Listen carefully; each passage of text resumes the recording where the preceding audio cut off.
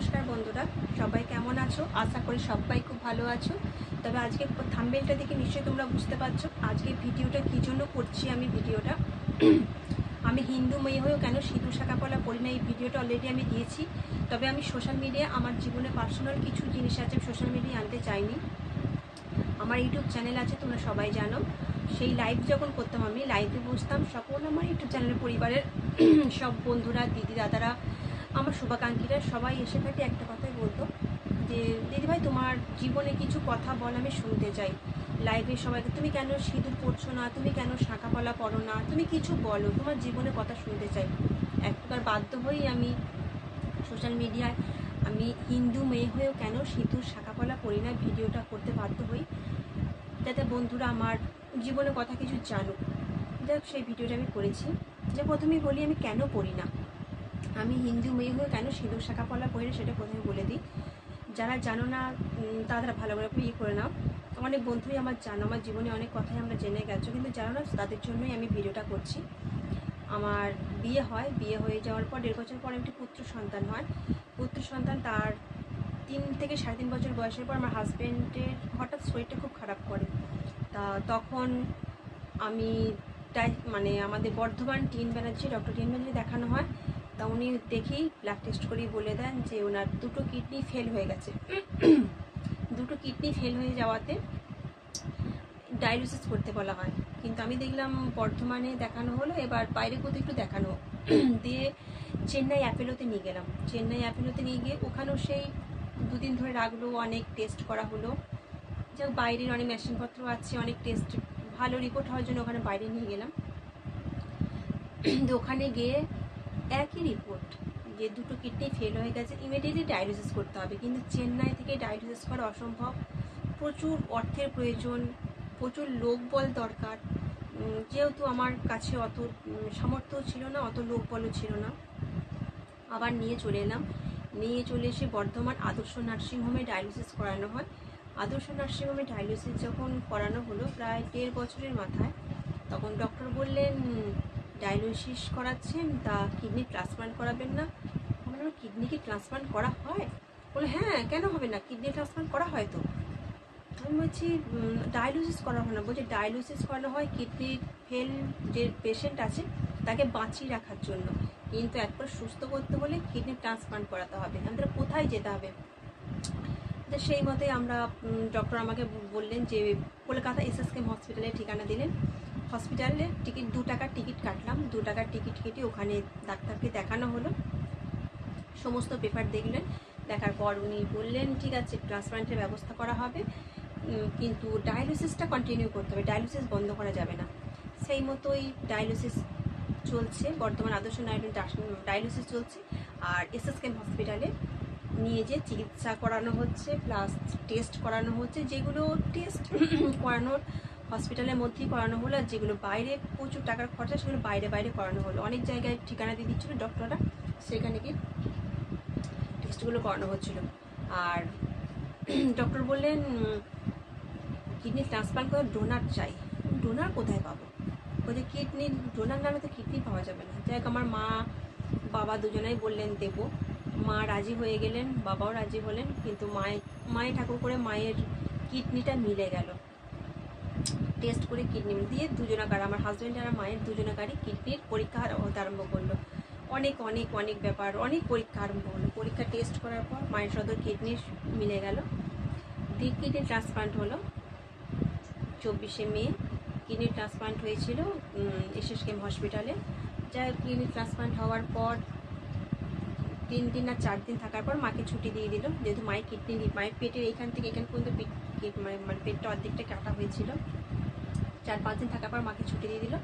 আর আমার হাজব্যান্ডের রেখে দিল, আইসিইউতে ছিল যেহেতু উনি পেশেন্ট। থাকার পর হঠাৎ একদিন ইনফেকশন হয়ে গেল, গোটা বডি ফুলে গেল। ইনফেকশন হয়ে যাওয়াতে তার ডক্টর, সেবার রবিবার ছিল, ডক্টর আসেননি, 2-1 জন এসেছিলেন ডক্টর।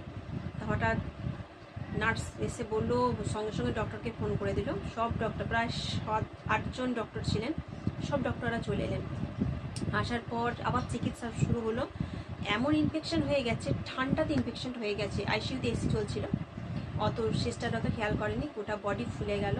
আবার প্রচুর ইঞ্জেকশন, প্রচুর মেডিসিন দিয়ে আবার 2 দিনের মাথায় তাকে নর্মাল করানো হলো। 1 মাস পর ছুটি দেওয়া হলো। ছুটি দেওয়ার পর আমাদের বর্ধমান থেকে যাওয়া আসার অসুবিধা বলে আমরা বরানগরে ঘর ভাড়া নিয়ে রইলাম। বরানগরে ঘর ভাড়া নিলাম। বরানগরে ঘর ভাড়া নিয়ে টাকা হলো। 4-5 দিন থাকার পর ওখানেও ইনফেকশন হয়ে গেল। আবার অ্যাম্বুলেন্স করে নিয়ে এসে এসএসকেএম হসপিটালে ভর্তি করানো হলো। বেশ এইভাবে চলছিল। আবার কিছুদিন থাকা 15-20 দিন থাকার পর ছুটি দিল, রিলিজ হয়ে গেল। আবার আমি বর্ধমান আমার বাড়িতে নিয়ে চলে এলাম। এইভাবে চলছিল। প্রতি সপ্তাহে যাই। প্রতি সপ্তাহে বৃহস্পতিবার কিডনি ট্রান্সপ্লান্ট পেশেন্টের মানে চিকিৎসা হয়। সেখানে গিয়ে অনেকেই চিকিৎসা করতে আসতো, আমরাও যেতাম, চিকিৎসা করা হতো। সেইভাবেই চলছিল। হঠাৎ একদিন মানে কয়েক বছর পর, 7 বছর উনি বেঁচেছিলেন কিডনি ট্রান্সপ্লান্টের পর।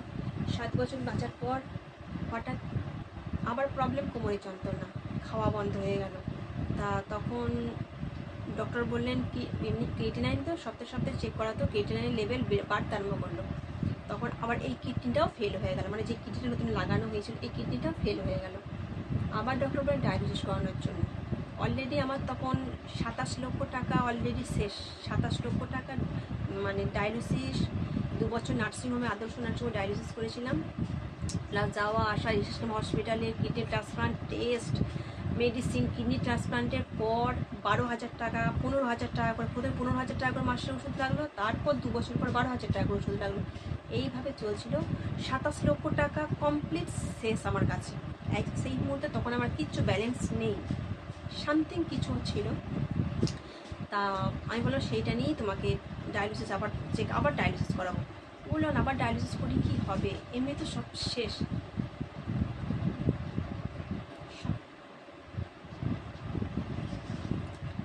যাই হোক,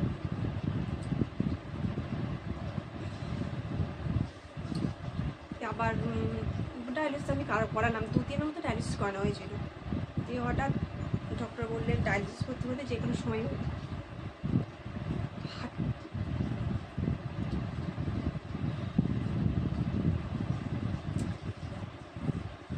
উনি হার্ট ফেল করে ফেলবেন। বাড়িতেই রাখা হলো, বাড়িতে ডাক্তার চিকিৎসা করছে বাড়িতে।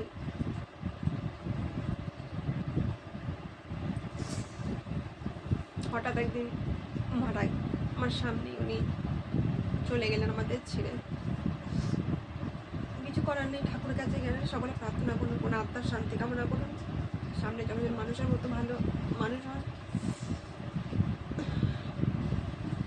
জায়গায় ভিডিওটা আমি আর করতে চাইছি না, ঠিক আছে। আর হ্যাঁ, যে কারণে জন্য ভিডিওটা করছি, এই আমার এই জীবন কাহিনী বন্ধুরা তো অনেকেই জানো, যারা জানো না শুধু তাদের জন্যই বলছি। আমি আগের ভিডিওটা করেছিলাম আমি কেন হিন্দু মেয়েও কেন সিঁদুর শাঁখাপলা করি না।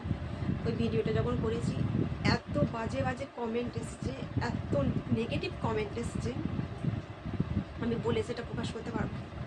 আর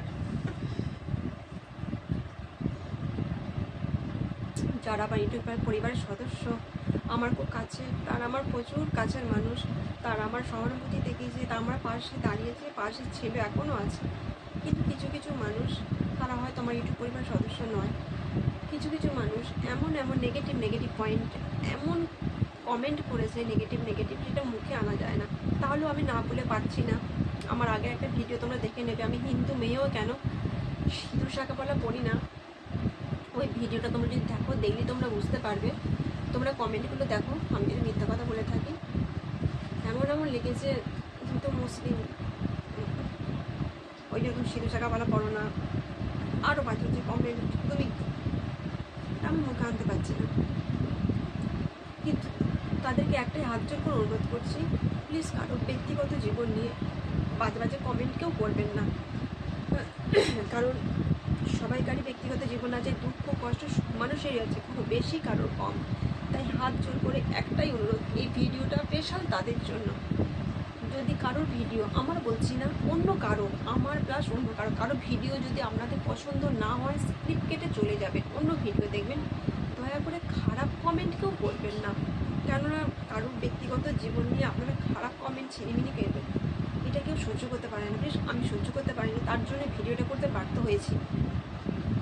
অনেকদিন ধরে ভিডিওটা করবো মনে করছি, কিন্তু আমি মনটা ঠিক করতে পারছিলাম না। আমি যদি ভুল কথা বলি, আমার একটা 9 মিনিটের ভিডিও আছে, আমি হিন্দু মেয়েও কেন সিঁদুর শাঁখা পলা পরি না।